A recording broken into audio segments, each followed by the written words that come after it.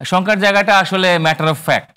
কারণ আমরা যেটা দেখতে পাচ্ছি যে সাধারণ মানুষের সঙ্গে যখন আমরা কথা বলি, মানুষের কাছে নির্বাচন একটা রহস্য উপন্যাস এখনো পর্যন্ত। এবং এই যে রহস্য উপন্যাসটি তৈরি হয়ে গেল, এটা কেন হলো? এটি বিভিন্ন সময় আলোচনায় এসেছে যে প্রত্যেকটি কন্ডিশনাল, অর্থাৎ নির্বাচন, সংস্কার, বিচার সবই কিন্তু কন্ডিশনাল হয়ে যাচ্ছে এবং কন্ডিশনটা আনলিমিটেড হয়ে যাচ্ছে। যখন কোনো কন্ডিশন আনলিমিটেড হয়ে যায় তখনই কিন্তু শঙ্কার জায়গাটা তৈরি হয়।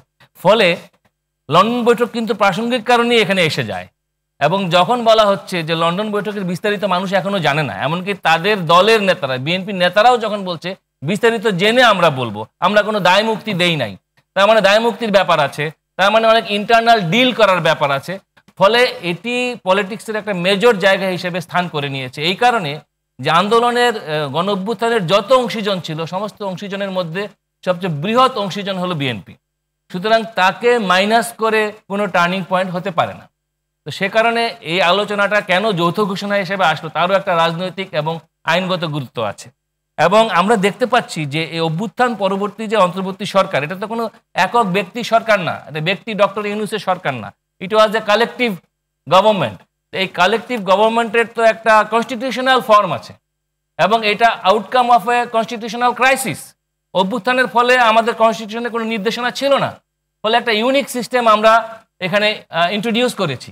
ফলে এই ইউনিক সিস্টেম আমাদেরকে প্রতিনিয়ত যে সাংবিধানিক সংকটের মধ্যে ফেলছে, সেই সংকট উত্তরণের জন্যই অন্তর্বর্তী সরকারের গঠনের মূল অভিপ্রায় ছিল একটা নির্বাচিত সরকারের কাছে ক্ষমতা হস্তান্তর। অভ্যুত্থান তো আগেও হয়েছে, সামরিক স্বৈরাচারের বিরুদ্ধে অভ্যুত্থান হয়নি?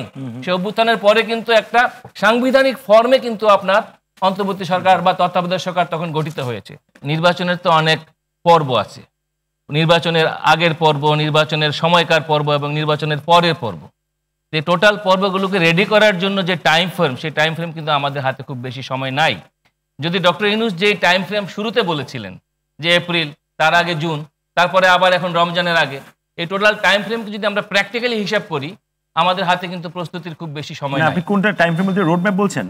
ইলেকশন করার জন্য আমাদের প্রস্তুতি নেওয়ার জন্য যে সময়সীমাগুলো আমাদের লাগে, যে কাজগুলো করতে হয়, তো আমরা দেখতে পাচ্ছি যে এই প্রসেসটা প্র্যাকটিক্যালি শুরু হয় নাই। এখনো বিতর্কের মধ্যেই বিষয়টা রয়ে গেছে, এখনো বিষয়টা যদি, তবে, কিন্তু বা যদি প্রস্তুতি সম্পন্ন হয় ইত্যাদির মধ্যে রয়ে গেছে। যদি এই পর্যায়ে থাকে তাহলে এটা কিন্তু আমাদের কল্পনায়, এটা বাস্তবে নাই। এবং একই সঙ্গে আমি যদি সংস্কারের কমিশনগুলোর সাথে আমার সুযোগ হয়েছে জাতীয় ঐকমত্য কমিশনের সঙ্গে বৈঠকে যাওয়ার, সেখানেও আমি দেখেছি তাদের যে স্প্রেডশিট এবং সেখানে তারা যেভাবে সংস্কারকে ইমপ্লিমেন্ট করার যে অপশনগুলো দিয়েছে, সেটাও কিন্তু একটা কনস্টিটিউশনাল কোশ্চেনের জায়গায় সেখানে রয়ে গেছে।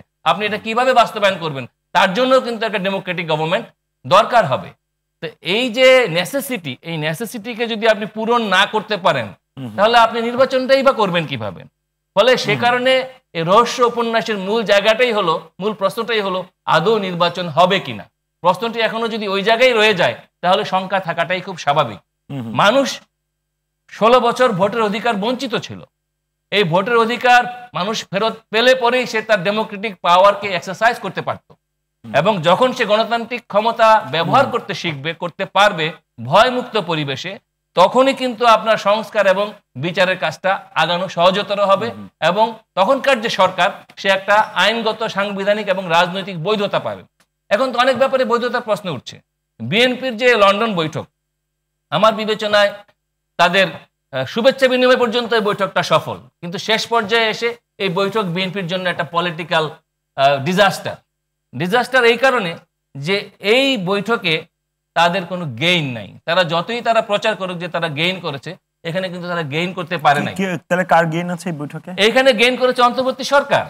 এবং তারা যে ব্রিদিং স্পেস পাওয়া, অর্থাৎ তারা যে পরিমাণ নিঃশ্বাস নেওয়ার জন্য যে সময়টা দরকার, সেই সময়টা তারা এই বৈঠকের মধ্যে পেয়েছে। কিন্তু যে ডিমান্ডগুলো পলিটিক্যাল পার্টিগুলোর পক্ষ থেকে ছিল, আপনি নিঃশ্বাস নিতে পারছিল না এরকম সিচুয়েশনে কি? হ্যাঁ, যখন আপনার অন্তর্বর্তী সরকারের 3 জন উপদেষ্টার পদত্যাগের দাবি সামনে ঝুলছে, যখন আপনার বন্দর করিডোর নিয়ে কথা হচ্ছে, জিও পলিটিক্যাল ইস্যুগুলো আসছে, সমস্ত কিছুকে স্থগিত রেখে শুধুমাত্র ডেট, তার মানে কি? আমি তো বাংলাদেশ পন্থী আর থাকতে পারছি না আমি সেখানে।